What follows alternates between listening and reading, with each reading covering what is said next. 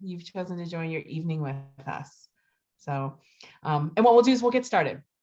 So good evening again and welcome to our session. Congrats from College Hill. My name is Peaches Valdes and I'm the Dean of Admission here at Hamilton. And it is my absolute pleasure to congratulate you all on your admission to Hamilton's class of 2026, which was the largest and the most selective in the college's history. So you should definitely be proud of your accomplishments during such a unique time in your lives. I know that this year, and actually the last couple of years have been full of twists and turns, but you've stayed the course and shown such inspiring resilience and adaptability in a world that seems to be constantly changing. So my hope is that over the coming weeks, you'll take advantage of the offerings to connect with us and learn more about what makes our community distinct. So with that in mind, it is my absolute honor and pleasure to share this virtual space with Ella, Angie, Lindsay, and RJ, who are all members of the class of 2022 and are on location throughout campus. And as they get closer to the end of their time here at the Hill, I know that they will share with you what life has been like here at Hamilton and how this experience has influenced the next journey they'll be taking in their lives. Note that we will try to get to all of the questions that you submitted when you registered, and also that I have colleagues behind the scenes who will be answering questions via the Q&A and in the chat as well. So I hope you have a great time tonight, and thanks for joining us. And with that, I'm going to pass the virtual mic to Ella and the rest of tonight's panelists who will introduce themselves. Hi guys, I'm Ella. Thank you, Peaches, for the introduction and the warm welcome, and congratulations to everyone out there on the virtual realm for getting accepted to Hamilton.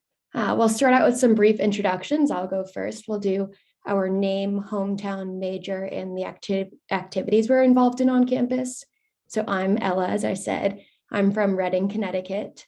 I'm a public policy major, which is interdisciplinary between government economics and philosophy. And I'm a jurisprudence law and justice studies minor. And then I did give up a lot of my roles because we're going to be graduating, but I was the philanthropy chair of my sorority. I was the events coordinator for HAVOC, which is the Hamilton Association for Volunteer Outreach and Charity. Now I'm just a senior advisor.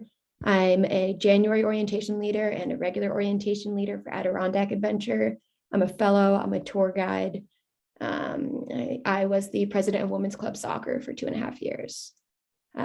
Angie, do you want to go next? Sure. So my name is Angie. My hometown is the Bronx in New York City. I'm a Hispanic Studies major and Education Studies minor. And some activities besides being a senior admissions fellow, I'm part of the Days Masolo Center, Solo Cultural Center on campus. I'm also part of student activities. I work at the information desk and also help around in the office. And I'm also on the executive board of La Vanguardia, which is a Latinx-led, student-led organization. And I'm also part of, that was another thing, I'm also a first year course mentor. So I just help freshmen and kind of just getting started with like anthropology course and just helping them along the way with that. My name is Lindsay. I'm from St. Louis, Missouri. I am a world politics major and a sociology minor. And on campus, I've worked as a member of the Connect team, which is part of our career center on campus. I've been a tour guide and orientation leader, various community service clubs, and I was the philanthropy chair and president of my sorority as well. Hi, I'm RJ. I'm from Allentown, Pennsylvania. And I'm majoring in biochemistry here. I'm also pre-med, and I've really focused on genetics and bioinformatics while I've been here. And so I'm currently a TA, teaching assistant for the lab and a student grader for the genetics class at Hamilton. I also play varsity lacrosse here, and I'm an admissions fellow. So yeah, Ella, do you want to take it away from here again?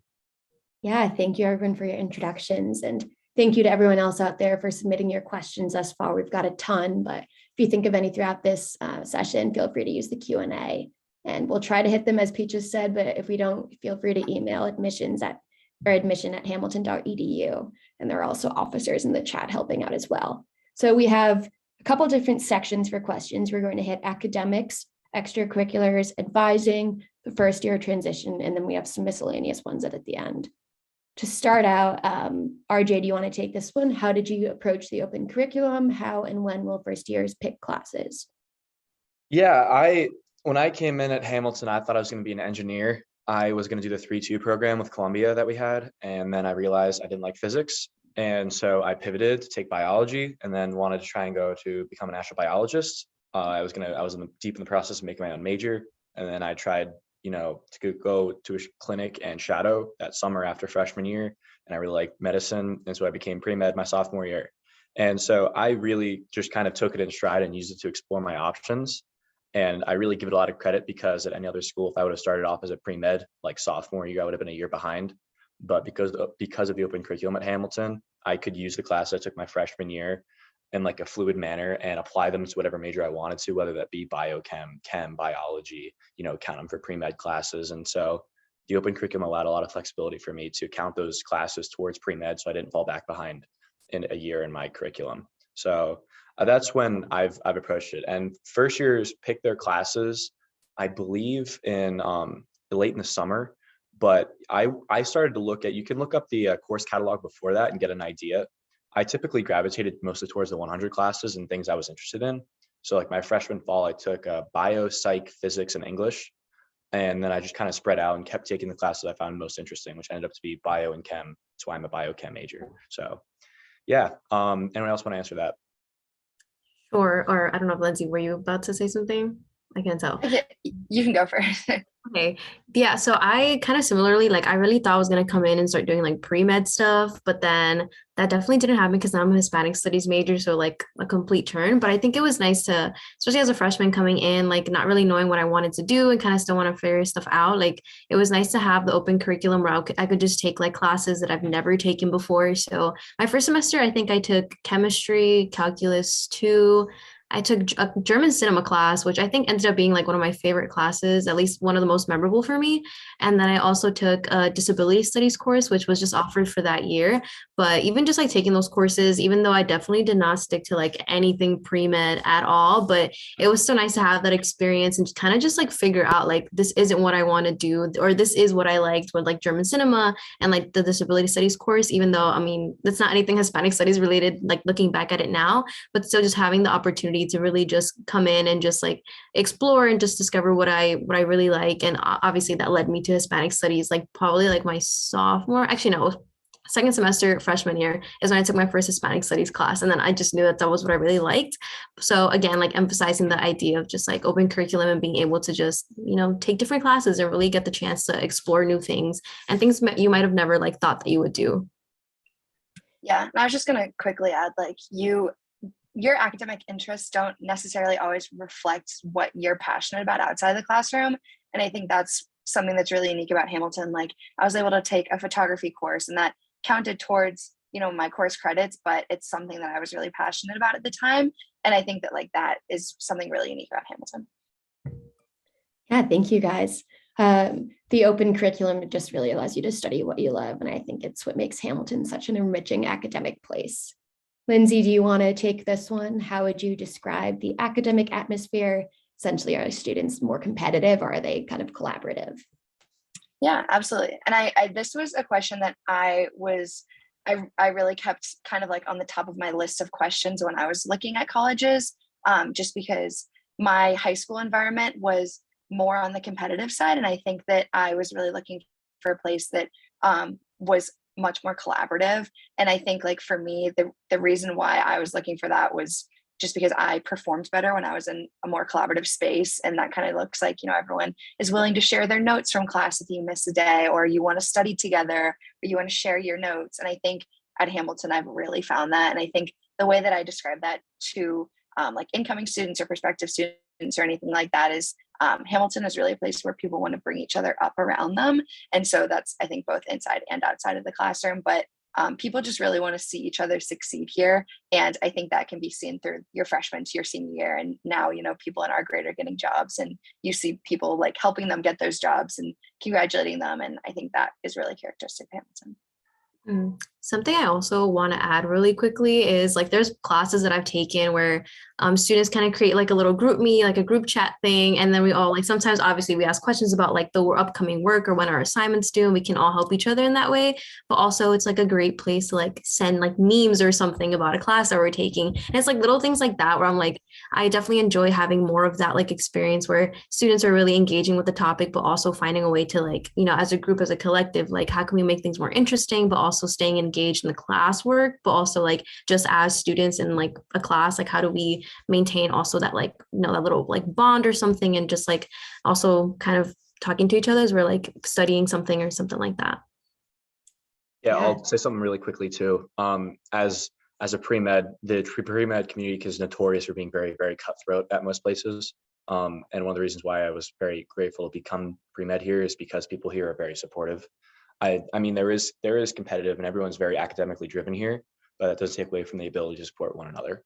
And, I was studying for my MCATs this summer, and I was reaching out to my friends. We were holding each other accountable as we were studying for the exam, sharing materials, and that's a nationwide exam where you're ranked against one another, but yet we were still helping each other. And I think that says a lot. Awesome. Thank you, guys. RJ, as someone in the STEM department, do you want to take this one? What are the research opportunities like at Hamilton? Sure. Well, I want to acknowledge too that even though I'm in STEM, there are research opportunities a lot in the humanities and Levitt Center too. And as a science dude, my freshman year, I actually was able to pick up on research. I found it very easy to find things to do here. If you look hard enough, you will find something to do 100% of the time. Whether it be asking a professor, hey, do you have any ongoing projects you need help with? Is there a senior who needs help with his thesis? Can I propose a project to you? Or do you have any upcoming work you want me to pick up on, or any projects you left behind that I can finish? There are so many different ways to approach this and to find some kind of work to do. And if you talk to any one of the professors here, they always have something going on. And even if it's not like to get your name on a pub paper per se, but it's just to get really important wet lab experience, or to get experience working in bioinformatics or with mice and stuff like that. And it goes a really long way. I'm applying to jobs right now, and they're all asking about wet lab experience, and if I've worked with mice, and if I've worked with X, Y, and Z. And you can pick up on that pretty easily to undergraduate here, because you can ask people who specialize in those things and set yourself up very, very well. And that professor I did research with my freshman year, I've continued to do research with for 2 years now. He's my senior thesis advisor, and he's my academic advisor. So it really allows the opportunity for you to form connections too. I could also add something from the more like humanities side. So I think it was my sophomore year or something like that, where I got the Levitt Center summer research, and I was able to look into special education and the Bronx and stuff like that. So even though it's like not STEM related, like there still are opportunities if you're humanities, whatever your major is or anything that you're interested in general, like you're able to like figure out like, propose a whole idea, obviously apply for it, but still you're still able to do your own research, and obviously have a professor who like you want to work closely with and who like believes in the project and who's willing to supervise it as well. So that's also something that's like a research opportunity that's available. Awesome. Thank you, guys. Lindsay, would you be able to talk about the accessibility of professors outside the classroom and just interacting with them? Yeah, absolutely. And I think this is something that is another aspect of truly like why I really love Hamilton, I think, is the accessibility of professors. And obviously you have this, like they're your mentors, they're leaders, they're people who you can work with and they help you grow, but they also like truly are friends. Like I think that at Hamilton, like I have had a professor a few semesters in a row who every time I come to campus, like, and either whether or not I have a class with her or not, like we'll grab coffee or we'll go for a walk. And I think that professors here at like the first day of classes set the standard that they're always going to be accessible and that they're going to provide resources for you. And that's within the classroom and outside of the classroom. And I think something like kind of funny that I always think about is like professors are going to know who you are, whether you want to or not, because our classes are so small. So like, it's up to you whether or not you take advantage of that or you like sit in the back and then get called on because you haven't been speaking. And so I think that like at Hamilton, it's like really important to capitalize on those relationships. And that also just helps you grow as a student much, much faster if you can go in and feel comfortable speaking with your professor and asking what you can do better instead of just kind of like waiting for feedback. So, yeah. Yeah, I definitely agree with that. So I just add on a little bit. And I think just in general, like even just building a relationship with professors is something that's super easy to do at Hamilton. Again, like Lindsay said, just the small class sizes, but also professors, at least what I found is that a lot of them really want to get to know you, like not just as a student, but also just like who you are as a person, things that you enjoy doing, what you're passionate about, and not necessarily everything having to be academic related. And I think that's something that I've really valued here and that I definitely will miss as like I'm about to graduate soon, and just having professors who I know like I'll still be in contact with, like even after I graduate. Like that's something that I also am super glad that I'm taking away from this experience, just like being here and talking to professors.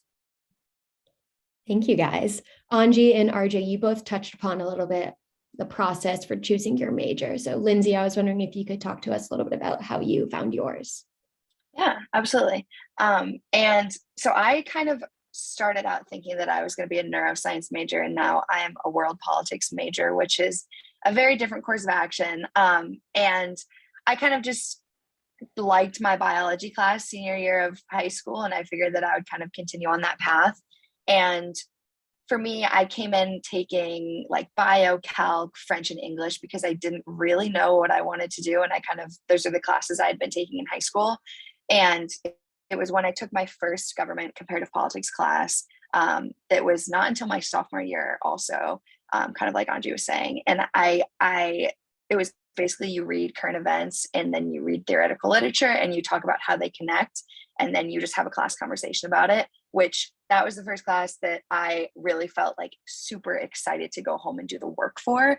And not that I didn't enjoy my other classes, but I think that that was a class that I was really like excited to work for and wanting to learn more all the time. And so I didn't really even try to pursue a gov major. I just kept taking classes that I was interested in. And then by the time it was time to declare your major, it was pretty clear that I was either going to be gov or world politics. And I completed all of my requirements for my major by my junior year, which was super nice. And I didn't really have to stress about it at all. So, yeah. Yeah, I'll speak a little bit about how I found my major. It sounds like we all kind of had a similar experience. I came in thinking I wanted to be a government major and I want to go to law school. So it kind of felt like a very direct path for me. And I was actually a January admit my first semester. So in the spring here, I took international relations, intro to philosophy, calculus, and intro to econ. And gov, the international relations one was because I knew I liked that. Econ was honestly kind of to please my father. He wanted me to take it, so I just kind of went with it. And then philosophy, I was just always interested in it. So I took those classes and then kind of had a bit of an identity crisis because I loved them. And then I was like, am I not going to be a gov major anymore? Am I not going to law school? And got kind of scared. And I remember talking to my advisor and she was like, you have time, just keep taking them if you like them. So I kept taking more econ, gov, and philosophy. And I remember right like the day before declaring, I was like, I guess I'll be gov and minor in econ and philosophy, but wasn't really all that happy with that. And my friend came up to me and she was like, have you heard of public policy? And I told her I hadn't. So I looked it up and it ended up being exactly what I wanted. First of all, it was like interdisciplinary between the things that I'm interested in. And then it also took government in a route that I found more appealing. It was about kind of the moral, ethical, financial, and social impacts of policy as opposed to how it's made. So I have not looked back since then, and I really enjoyed the public policy major. We can do kind of a rapid fire one for this last question here in the academic section. Anji, what was the most memorable class you've taken? Yeah, so I spoke a little bit about this earlier, but the German cinema class, I think for me, it was like a class of like 7 people, but also I was like one of 2 freshmen there and the rest were like juniors and seniors, so upperclassmen. So for me going into that classroom, like I was super nervous. I was like, okay, well, there's a lot of upperclassmen here. Like I don't even have like that much knowledge on the topic like at all. I had never, researched or done anything with German cinema before. And it was very memorable for me because it was not intimidating at all. Like I felt like we were all kind of just there and really learning something for the first time as well. And the professor, like she was so great. She just explained things in such a way where I was like, now I want to watch more German cinema. Like some of the things I was like, obviously I didn't understand it, had to use like closed captions for everything, but still like I absolutely enjoyed just the way that she like structured the classroom, but also the way she explained things. And she was just so excited about the topic that I was like, why do I also love this right now? And it was nice to just do something different, even if I wasn't going to major in it in any way, but still being able to take a class that was so different for me, but I still ended up like enjoying it overall. RJ, do you want to go next? Sure. I would say dance kinesiology. with Professor Bruce. He's awesome, dude. And I took it with like 5 of my friends, and it was all about movements. And it was surprisingly helpful of someone pre-med to learn like the names of the movements, transverse and all of the different planes of the body. And it got cut a little bit short because of COVID, but it was one of my favorite classes while we had it. And it was really fun just to talk to Professor and be in class with all my friends and have a little bit of a change of pace from diving to textbooks, where we could actually go up and like look at the bones on a skeleton, not a real one, as a fake one in the middle of the room. And he like gave it a name, and we would all yell out the bones in unison in class together. Yeah, it was awesome. And like, again, it's a dance class, but it was still helpful, which I appreciate. So. Nice. I'm actually taking martial arts with Professor Bruce right now, so I agree. But I think my most memorable class was probably my World War II art history class that I took last semester. And basically, we just looked at like photographs and like comic books and things like that from all different countries during World War II, and we would visually analyze them as well as kind of read about the time period. And I've always loved World War II. Like, that era fascinates me, and I always am reading like historical fiction books about it. And so to take a class to kind of take my first ever art history class about World War II and connect my like love of kind of government and policy with a more visual aspect was super interesting. And it definitely pushed me to think in new ways. It was a hard class, but I really enjoyed it. I see that we've had a couple of questions about being a Jan, and I mean, you guys are unlocking a can of worms here. I could rave about the experience for hours on end, and I will disclose, when I got my acceptance, that's not how I felt. I was pretty upset and scared and confused, and only by talking to Hamilton people who were Jans and kind of reaching out to admissions did I start to become okay with the process and consider it. But I, along with 40 other Hamilton students who are Jans, the majority of the Jans go to London, and we took classes there. I took 3 with Arcadia University and 1 with a British university called City University. And that was a great experience. There are other opportunities to do like an independent study. There was one girl my year who wrote a book.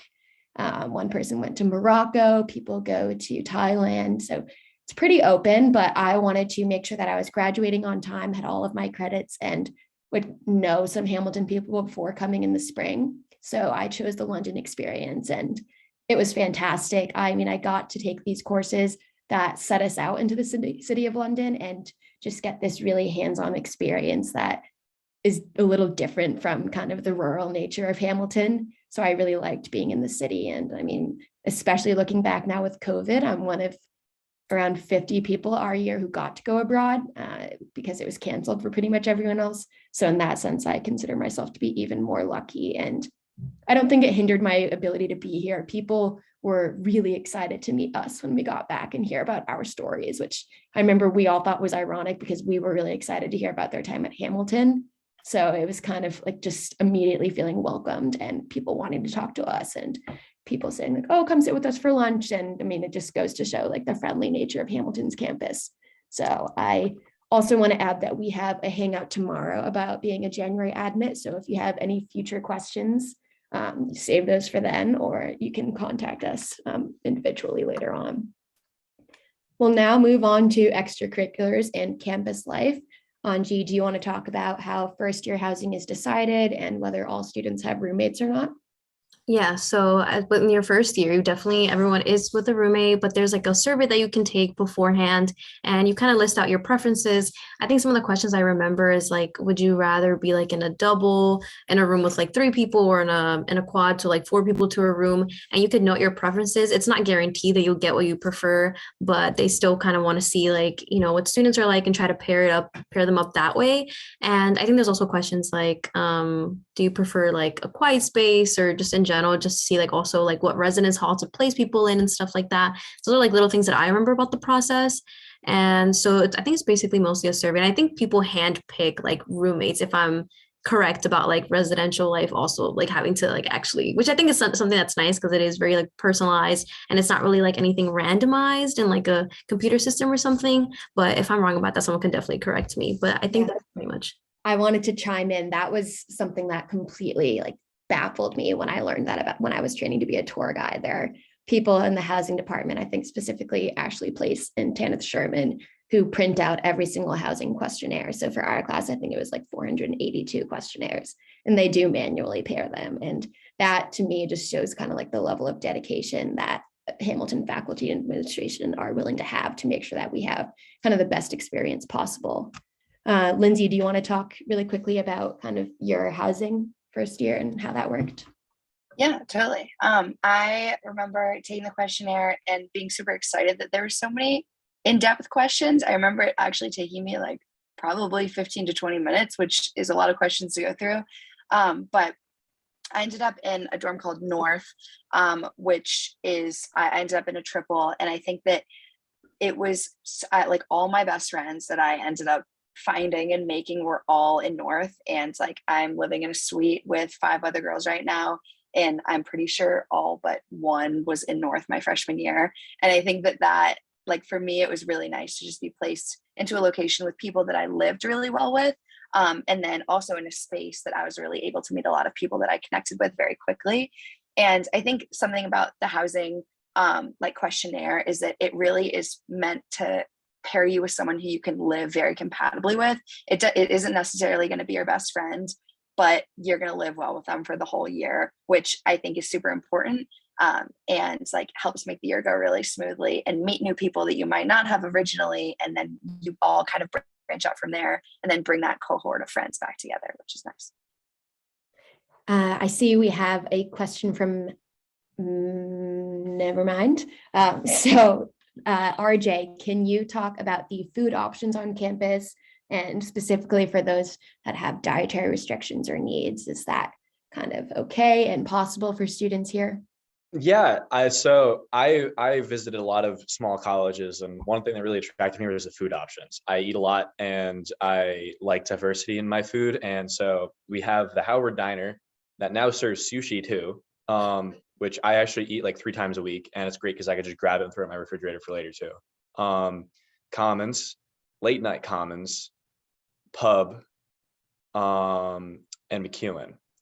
And that's not including like all the little things downtown. You can go to, like, there's a McDonald's 5 minutes down the hill, and there's a sandwich place you can order from, and there's a Subway. And so there's plenty of food options around here. And even within McEwen, they have a global section, and especially in Commons, they have a gluten-free section. And I'm neither gluten-free or I don't really have any other dietary restrictions, so I can't speak on that too much. But for my friends who do, it hasn't been an issue. And my one teammate actually is especially really, really allergic to honey mustard. And he works really closely with all of the Commons workers to make sure that he's not actually accidentally ingesting any of it. And so they're pretty aware of it. And I will say I have noticed especially the gluten-free area is really well done and really kept separate from everything else. You have your own toasters, microwaves, bagels, and the whole refrigerator dedicated just to that. If anybody else has any other, comments about the other food options for dietary restrictions, that'd be great. Yeah. I'll go really quickly and then you can go. I'm vegetarian and also lactose intolerant, so I'm pretty much vegan here. And I have definitely found my food items that are kind of staples and that I know I really like. And I like also that they have done, since my time at Hamilton at least, introduced more and more vegetarian options. So it's gotten better since I first started, and I assume it's only on an upward trajectory. And they do a lot of like special sections. They have like simply Oasis section, which is kind of like more of the dietary friendly food area. And they have a lot of like really good chickpea dishes. And then that's in Commons, and in McEwen, they always have like a really good salad bar and a vegetarian option as well. So there's definitely ample opportunity and like nutrients for people that have a lot of dietary restrictions. Yeah, I was just gonna quickly say I have a bad peanut and tree nut allergy. Like, I'm the kid who has her EpiPen with her at all times. And I was definitely a little hesitant coming to like a dining hall, whereas like in high school it was peanut free, and there was like nothing in the food, and I didn't really know how that works. And I remember reaching out to Bon Appetit, who's like the caterer of all of our foods, and asking. And Hamilton is like pretty much 100% nut free also, and they're really good about labeling things. And like if you ask questions, everyone will know and get an answer to you. But I have like literally never had a problem here. The only thing that I mean is like explicitly peanut is like the peanut butter, which is pretty clear to stay away from. But for at least me, all 4 years here, I've like literally never had a problem. I've eaten everything on this campus. So yeah. Ella, I can jump on that question in the chat then from about the doubles versus split doubles. Okay. I had 2 friends my freshman year get split doubles, and they just put doubles on there. I don't think there's a way to put that down as preference, because it's usually like a drop down of like, or a question of like single, double, triple. But you can probably put in the open description, like the short answer areas that you want a split double, because I don't believe freshmen can get a single anywhere yet, and a split double is about the closest you can get. But regardless of which room you're in, like I had a double in North and I absolutely loved it. My roommate was awesome. But my friends, pretty much all 12 of my closest friends all live in the same first floor of Dunham in quads. And it was a lot, but like it was so much fun living like right next door to all of your friends. And so I wouldn't really be too worried about which room you get, as long as you should make the best out of it. Because there is pros and cons both. North was nice and quiet, even though it was a double, but like Dunham was a spot to be for like social life. And so no matter where you are, there'll be something there that probably appeals to you. I'm seeing that we have a lot of questions from the audience about Greek life. So Lindsay, could you speak a little bit about how prominent Greek life is and the social scene in general at Hamilton, and whether or not it's difficult for students who choose not to be a member of Greek life to make friends and like just have a social life on campus? Yeah, totally. It's kind of funny when people ask me this question, because I like actually chose Hamilton, a main reason because I didn't think there was Greek life. And I didn't know there was any until we came to campus. And the way that I describe it though is like, it's not really Greek life, because at least for girls, like the sororities are literally made up, like they're random Greek letters together. So, and like, I know, you know, like you can relate. I think like for me, Rush happens in the spring. And for me, that was such a good time for me to meet so many new girls that were in my grade, and that like I literally probably would have never just run into or had a class with. And then in addition, getting to know girls in the grades above you was really important to me, just kind of like getting a wider reach across Hamilton's campus. And honestly, like my friends ended up wanting to rush, so I rushed with my friends, and me and my friends ended up joining together. But I think a lot of that was just like where I was and who I was with. And for me, it was just a group of girls that I felt like I connected with, and that like we like to do a lot of the same things. But I think in terms of not being in Greek life, like I'm pretty sure only 20% of girls are in Greek life at Hamilton, and 30% of boys. I'm pretty sure those statistics are right. And so like looking at that, really a small portion of the campus is involved, and there's so many other clubs and organizations. And I would just say that Greek life is just kind of like another iteration of a club that likes to do social events together. But Ella, I don't know if you have anything else to add to that. Yeah, Anji, actually, do you want to speak to like having a social life as someone who isn't in Greek life? Yeah, so I think most of my social life obviously comes from friends who I just know on campus, but also from the Latinx club that I'm part of. So we have like, sometimes we get like funding for things and we're able to put on events. One of the most like popular ones that we usually put on, at least if not every semester, at least every year. And it's like Latin ball. So it's like a party where everyone's kind of welcome. Doesn't matter if you're part of the club or not. And we just have it like in a space, like the events barn, and just a night of playing like Latinx music, anything, literally any music in Spanish, or just any music that people want to listen to, and just having people show up and just be there. So I think in general, like I'm not part of any sort of Greek life, but in terms of like clubs and stuff, like that's where a lot of my social things come from, aside from like just things that I do on the weekends with like my friends and stuff. Amazing. I just got a similar question about balancing social life with a varsity sport and extracurriculars. That's a loaded question. I will try my best to answer succinctly. I found that with like the lacrosse team is not a frat or Greek life, but in all aspects of the like being in a group of people together with a similar goal or similar, something holding them together, a sports team and a fraternity are somewhat similar in a way, where like with the lacrosse team, like I look at them as my brothers, where that's literally what you call people in a frat when you join. And like we all still go out and have social life together. And it's very much like I look at Greek life as a way to form a social group on campus. And when you're on a varsity sports team, that's your social group pretty much.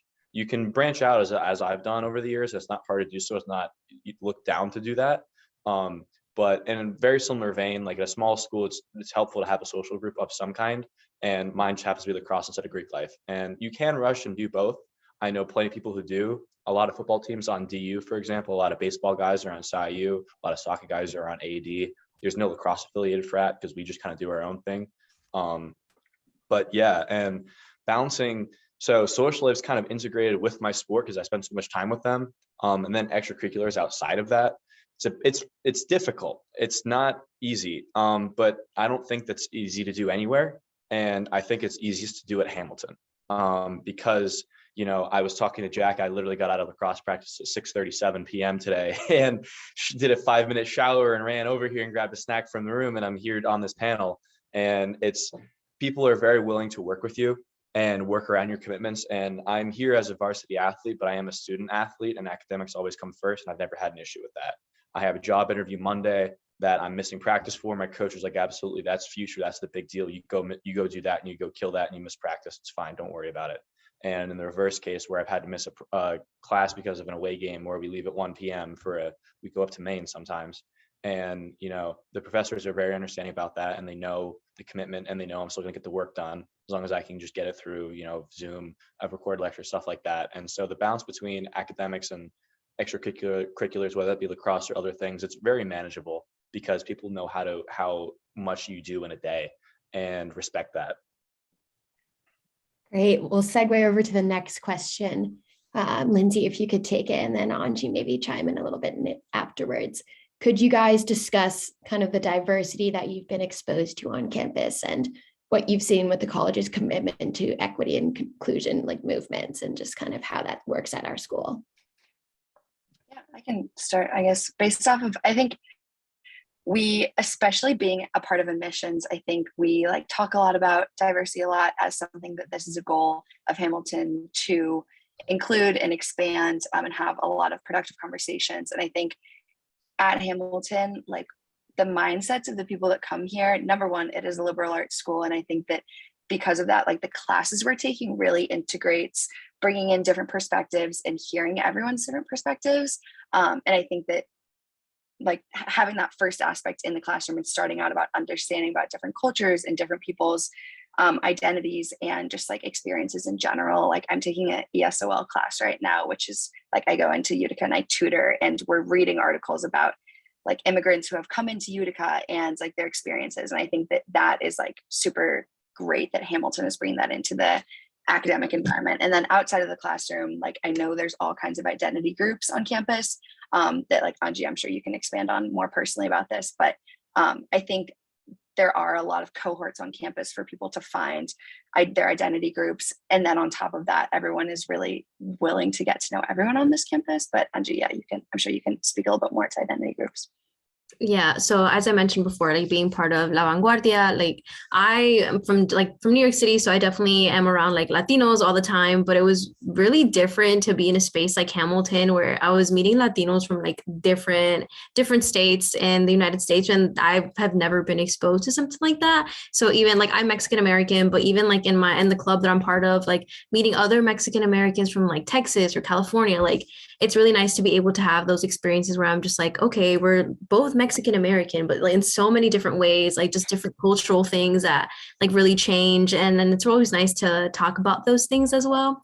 And I'll also talk about the Days Masolo Center. So that's the cultural center on campus. And as a student ambassador for it, we always try to put on a lot of cultural programming, whether it's bringing in speakers, Latino speakers or Asian speakers, depending on the Heritage Month that it is, and always trying to focus on that and making sure students are represented through our programming, but also trying to put on programming that students really want to see or that'll just help them feel connected to home, especially as if it's your first year. That's something that's super important that everyone should see.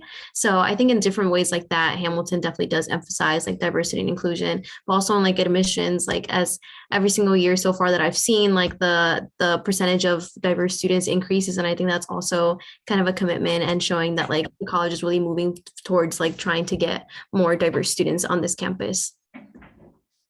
Yeah, sorry, something I forgot to mention quickly also is I worked on the Career Center with like the affinity and identity team, which that was a new team when I was hired. And basically the idea of those panels, the Connect team brings in alumni to speak about their experiences, basically like how their experiences at Hamilton translate to the real world. And this affinity and identity team was kind of all about how someone's like identity can help them find their job, or, you know, what their community on campus helps them find their job. And we, like, one panel that I remember is there was an athlete of the year who identified as LGBTQ+, and he spoke about how his identity as a male athlete on the basketball team, it was really hard to kind of like be there and like be the first to kind of break that barrier, but his teammates were super, super welcoming. And so I think that events like that, like Anji was saying, are great. And I think Hamilton is definitely like working hard to make sure they include those. Yeah, Anji and Lindsay, thank you for sharing. And Anji, we actually had a student, Jaylon, ask about kind of your experience. So thank you for sharing, and thank you, Jaylon, for the question. We'll now move on to the advising section. So RJ, do you want to talk a little bit about the academic resource centers at Hamilton, like the Oral Communication Center, the Writing Center, and the Quantitative and Symbolic Reasoning Centers? Yeah, so I've used all of the above and more. I've taken a lot of really, really hard STEM classes here, and I relied heavily on the QSR Center for that. I took a quantum chemistry class last semester, and I was in there every single week for 3 hours with my TA, and it helped a lot. And I ended up doing well in the class, and I attribute that partially to going to QSR and having that available. The Writing Center has been great to sharpen up some of my papers. I have a tough time shifting from like writing up a lab report to writing a fluent essay, and so it's helpful to have someone read that and, you know, tear it apart so I can rebuild it. And even with the Writing Center, they can even help with like job resumes and cover letters and stuff like that, where I've gone to the Career Center to help with my resume and my transcript, or my resume and my CV, but I can go to the Writing Center for work with my personal statement as I'm applying to medical school, or my cover letter. That helps a lot. You'd be surprised how much you throw it under the eyes of someone else and they can really sharpen it up for you. Outside of that, with the Career Center, my pre-health advisor, Leslie Bell, has been great from the 4 years she's been here with me. It really helped me get me on track my sophomore year and helped me through the process, and working with her as I write my personal statement right now too. And I'm meeting with her probably in 2 weeks about going over my school list and stuff like that. And I've been working with her very closely for those 4 years, and it's been nice having someone there. Because in high school, I came from a very, very large high school, and I didn't really have that. And so it was a big point for me at Hamilton to be able to have that supportive network. So yeah. Anything else? Anybody else wants to chip in for that? Yeah, I think you did a really good job of segueing to the next question I was going to ask about the Career Center and the resources that are available they have. I actually want to chime in here. So I, as just like everyone else, I'm a senior about to be in the real world, which is really scary. And so I knew that I wanted to be a paralegal and work hopefully in New York City for 2 years before going to law school afterwards. So about like October-ish, I started applying to a bunch of places, probably like 30 or so, and wasn't really hearing anything. And I was like, maybe I'm doing something wrong here. So I reached out to just like alums that I knew that worked in the legal field and said, is there any chance we can set up a call to just talk about kind of your path, how you got where you are right now, et cetera. And they were all more than happy to set up calls with me. So I think I had like 6 scheduled for the next week, and they were all super helpful. They just kind of helped me figure out how they navigated the path. And I remember after talking to all of them, I was like, I feel much better. A lot of my questions are answered, but none of these people can get me a job. I'm still kind of stuck here. So I went to the Hamilton Alumni Network and probably like in a sad way, messaged every single person that said they worked as a paralegal. And I mean, I'm not ashamed of it, but I just slowly started getting responses. And actually during this, I just got another one I saw, but there was one person, Alex Cook, I believe. He reached out to me and was like, here's my number. Let's talk here. Like, this is weird. So we had a call, we talked for a bit, and he was like, yeah, I'm actually leaving my job at this firm called Proskauer Rose in May. And I was like, oh, like, do you think they'll like need to fill it? Like, I don't know. And he was like, yeah, actually you should apply. And I was like, okay, send it to me.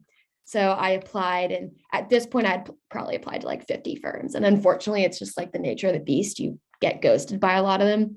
But I let him know when I applied, and he was like, all right, I'll make sure the right people hear it. Within 2 days, heard back, and they scheduled an interview with me. And I just kind of kept progressing and talking to him throughout the entire thing. And now I'm scheduled to work there as a paralegal for the next 2 years. So the Career Center and the Alumni Network are incredible resources here. And I would be very, very stressed without them. Yeah, I'm going to chime in real quick on that too. As I'm taking 1 to 2, I'm leaning towards 2 gap years after Hamilton before med school. And I'm doing the same exact thing Ella is right now. I shot my application, resume, and CV at 30 different spots so far. I've had 4 interviews, or I've had 3. I have 1 tomorrow and I have 1 Monday. 2 of which are through Hamilton connections. 1 was at a Harvard stem cell lab, and another one was through another Hamilton alum who's working in the allergy and immunology clinic at Brigham Women's Hospital, and another Harvard affiliate. And I had that one Tuesday, went super well. And that division actually at Brigham Women's, there's I think 4 other Hamilton kids working there. So it's the alumni network's great to help find jobs, because I did the exact same thing Ella did, was I called people who were in positions I wanted now and was like, hey, are you leaving anytime soon? Can you send you my resume and transcript to your hiring manager and text me back? You're like, yeah, sure. So it's very useful even outside of like the career aspects of Hamilton range more than just the career center in which you have on campus. It goes far into that too.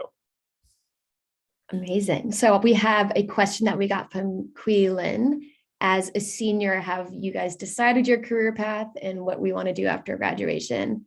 I obviously just spoke about mine. RJ did as well. Anji, do you want to talk a little bit about your plans? And if you don't have any, totally fine. Yeah, I mean, I do, but at first, I got like a summer internship at Breakthrough Collaborative. So I'll be doing some teaching in New York City. I don't know where exactly in New York City yet, because I still have to receive word on that. And then also like the beginning of senior year, I was working very closely with Ginny Dosh, and she's the main person for scholarships and fellowships. And I was able to secure the Fulbright to Mexico. So I will be doing that from September to May. And so that's just an English teaching assistantship. So I'll just be teaching English in Mexico. So definitely very much teaching focus. And then after that, we'll kind of just see what happens after that. But for now, that's just the plan, to like stick to teaching, and hopefully afterwards go more into education, hopefully go into grad school, focusing on education studies or something related to education. Nice. Yeah, I can go quickly also. I feel like I've had a very similar path as both Ella and RJ in terms of reaching out to 1 million people. And I honestly have been doing that since summertime. And honestly, at the beginning, a lot more of it was just like understanding what I wanted to do. And I originally thought I wanted to go into some kind of political consulting, because that's, where my major lies. And then I was kind of like, I don't necessarily want to go work on the Hill for 5 years. And so I kind of ended up looking into mainstream consulting and PR and things like that, entering the business world and getting some experience. And I also have an interview tomorrow. So RJ and I have 2 big days. But I think as I've talked to more Hamilton people, really those are the main connections I reached out to. And I've spoken with so many people who are super willing to help. And I think I've gotten a bunch of interviews through those connections thus far. And I think that as I continue my job search process, I know those are the people who are really going to be responsive to me. So, yeah. So the next question will be about study abroad. Really quickly, did any of you guys end up doing something? Okay, I'll take this one then. So yeah, I was actually able to study abroad. And as you can see, a lot of seniors who probably would have liked to could not because of COVID. So I love rubbing it in their face a little bit, but in a respectful way. But yeah, I studied abroad in London my first semester of my first year of college, which was very unconventional, but as I said earlier, would not change a thing. However, it's a really, really common thing to do at Hamilton. I mean, you saw kind of the frowns on all of their faces. They all kind of wish they got that experience. So it's definitely a really important part, I think, of the college experience, and just really allows you to get a more global perspective and have an added level of independence. And we have official programs in France, Spain, China, New York, DC, and there may be a couple others, but you can also just go pretty much wherever you want and just have a meeting with our study abroad office, and you'll get an advisor and they help you kind of navigate that process. I don't know if any of you guys wanted to talk about it a little bit, or if we can move on. I can say too that it's going abroad, you can take classes that actually matter too, which is nice, where you're not going to study through 4 classes that are completely unrelated to what you're learning. I was looking at the DIS program in Copenhagen, and they have a lot of really heavily psych and STEM related classes where like I still would have been able to build what I know here. And if I would have ended up certain other places abroad, like maybe I would have been studying something completely different. And so if you want to continue your education based on what you're learning right now, it's able to do that. It's not a complete break from academics. You can still pursue what you're studying while overseas. And I knew a lot of juniors when I was a sophomore who were abroad and really enjoyed it. And pretty much every year on lacrosse team, we have our rising juniors go abroad, and everyone who's done it said it's been life-changing for them.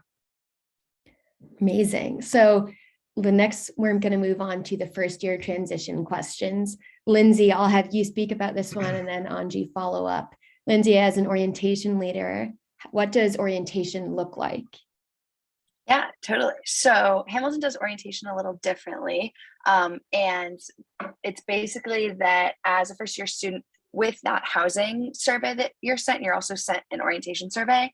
And there's a list of, it's what seems like a million orientation trips that you can go on. And they fall into 3 different categories. The first is Adirondack Adventure, which is outdoor hiking, biking, canoeing, anything, which is what I was and Ella was also.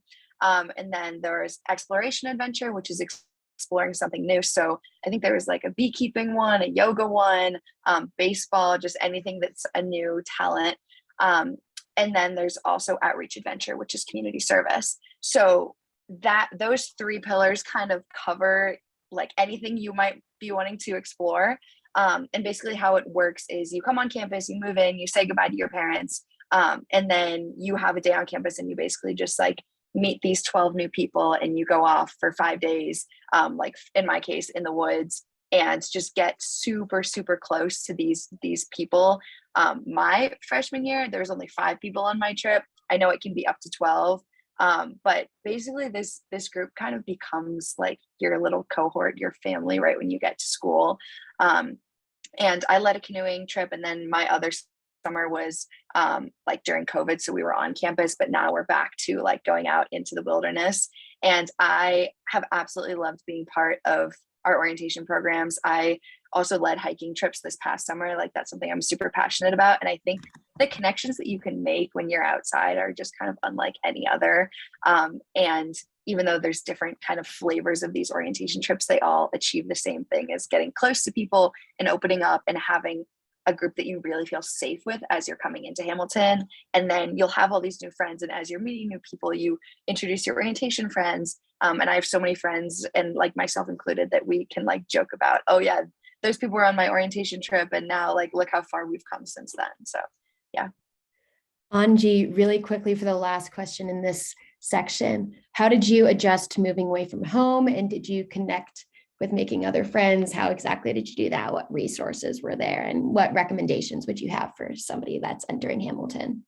Yeah, so I actually technically was here on campus during the summer. So even before like my actual classes started or orientation happened, like I was here for the HEOP program, which is Higher Education Opportunity Program. So I spent maybe like a good 5 weeks here already. So a lot of my friends just come from the program because I was here beforehand, and it was, I think it really helped in just the way that once I started like my actual classes and like it was already first year semester already like starting, like I already had like a solid group of friends who I was already entering with because we had met during the summer. And even though like the HEOP program was like really rigorous and obviously we had to focus on academic stuff, but I know it was like a great way to just have people, like a group of friends who I was already like comfortable with. So starting the year, we already had that, which I really appreciate looking back. I don't know how I would have done it if it was the other way and I didn't have the program. I think it definitely would have been a different experience, but I know regardless, like I still would have found my group of friends.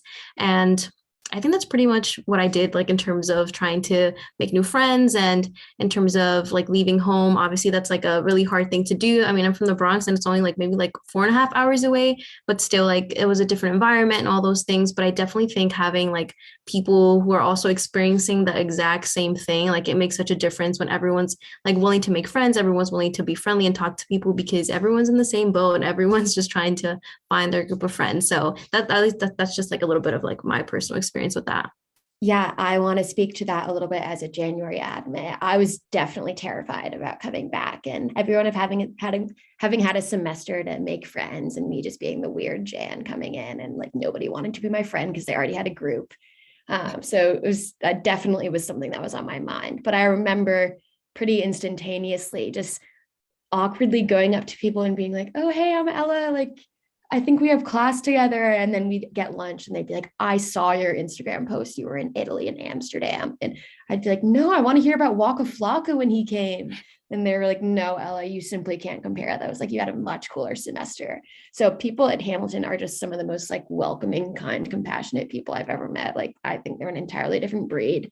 So it's very easy to just immediately like feel comforted and welcomed here. And I've just never had an instance where I feel like people don't want to get to know me. And I love just having random conversations with people that I encounter. And they also do a really good job of creating events like the first year events and just like those awkward like mixers where you get to meet people. So Hamilton does a pretty good job of making sure that you can't be alone. Like, even if you want to be, you're going to have to get to know everybody on campus. Now we're going to go really quickly through the lightning round questions for fun. So we'll have everyone answer these as quickly as possible. What are your favorite spaces on campus? Lindsay, you can start. I like Opus. It's now called Fojo. We have 2 coffee shops on campus, and I know this is lightning round, so super good vibes, a lot of natural lighting, and I do love work there. Yeah, Do you want to go next? Yeah, I was gonna say KTSA, so the art building. I am not anything related to art, but just the big windows, beautiful lighting, also beautiful building in general. So it's a nice place to study for sure. RJ? I pretty much haunt the science center. I've slept in there. I've eaten in there. It's my favorite space on campus, and I spend the most amount of time in there. So mine is definitely KJ, Kerner Johnson. I've also slept there, RJ. The big comfy chairs in the atrium, fantastic for a little nap.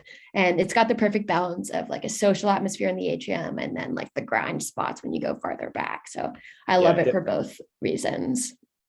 The next lightning round question will be, what do you guys think you'll miss the most about Hamilton? And we'll have reverse order this time. So RJ, you start. Oh, can I get a pass? I'll come back to this. Okay. Anji, you start.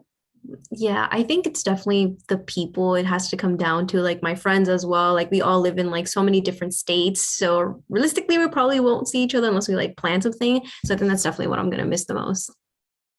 Lindsay, you want to go? Yeah, I was just gonna say, I'd like the people. I think that, Hamilton's 100% residential, so that means that everyone lives on campus. And so, like, while I do feel excited to go live in a city and like an apartment with my friends, but I think like being in a place where you're with all of your friends all the time is awesome, and that's what college is all about. And I think that especially the people in Hamilton, I'm gonna miss. Yeah, I was gonna say something similar to Lindsay, where like there's nowhere else where like within 10 minutes I can eat, go work out, go study, and see all my friends. Like, this will never happen again. Probably not. Hopefully it will. I don't know. But RJ is my neighbor too. Yeah, we share a wall. Like, I can knock on it and she can hear me. Right here. Yeah, I'm in admissions right now, but yeah. I hear you slam your drawer sets shut sometimes. But yeah, like it's nice to just walk down the hallway and see someone and like I've become really close to my professors who I'm gonna really miss dearly, and I hope to be able to come back someday and talk to them and make them proud of where I end up.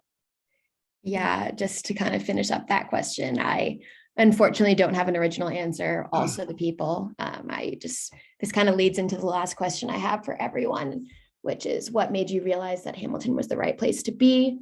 For me, it's kind of a lengthy process. As a prospective student, I used to do this thing called a friendly campus test, where I would go up to just like a random densely populated area. So I went outside Commons, the dining hall, and just made an absolute fool of myself. I'd look really lost and be like, where's admissions? I'm so lost. And this group of girls flocked over to me and they were like, oh, do you want to go get lunch? And I looked at my dad and I was like, oh no, like we're just looking for admissions. Could you point me in the right direction? And they were like, no, we're walking you there, like, please. And I was like, no, pointing me is totally fine. Thank you though. But they insisted. So they walked me there. I went inside, like let them know I was here, got my name tag, the whole thing, went back outside because we had some time before my info session. And they were still standing there. And I was like, what's going on? And they were like, are you ready for lunch now? And I was like, no, like I'll eat off campus. Thank you though. It was really nice. Like you showed me admissions, but they just didn't give me a choice.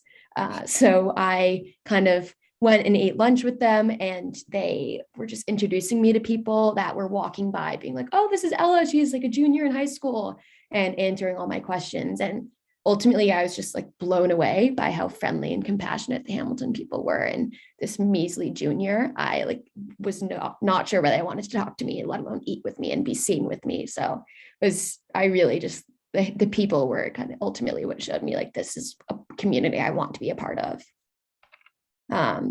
Everyone else, if you want to briefly talk about what made Hamilton the right place for you.